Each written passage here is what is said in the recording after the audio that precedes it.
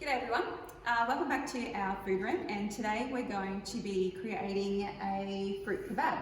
So in order to make sure our health and safety is sorted, my hair is up, I have an apron on, and I've washed my hands. Now when I wash my hands, I make sure that I sing myself happy birthday, and I wash my hands thoroughly for that sort of duration, and then I dry it with a tea towel.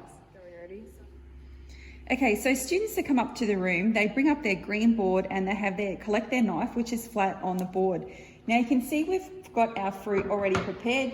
So students take a selection of bits and pieces that they would like. If you are worried about students taking too much, you can be very pointed about how much they take, but generally we don't tend to find that. Once they've collected their ingredients for their fruit kebab, we're going to go back to their work area and then we'll show them how to prepare their fruit.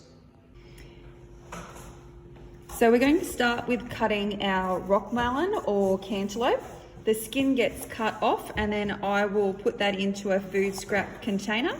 And then I'm just going to cut that in chunks because what we're going to be doing is threading our fruit onto sticks to make the kebab sticks, fruit kebab sticks. I'm going to cut up my strawberries, making sure my fingers are out of the way. Going to get my grapes ready to go. Now the kiwi fruit has been cut in half and I'm going to peel my kiwi fruit very carefully. The other way you could do it is put that flat on the board and you can cut your skin off and then that gets put away. Finish doing that in a moment. Our banana gets peeled. All basic things, but you'll find some of the students really do struggle with their knife skills. So this is a really good one. It's nice, the items are chunky for their fingers. It's not fiddly.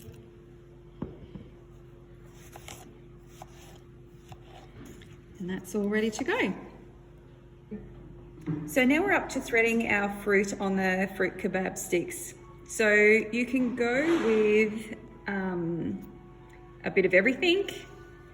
You can go with a particular color scheme. You can create a pattern.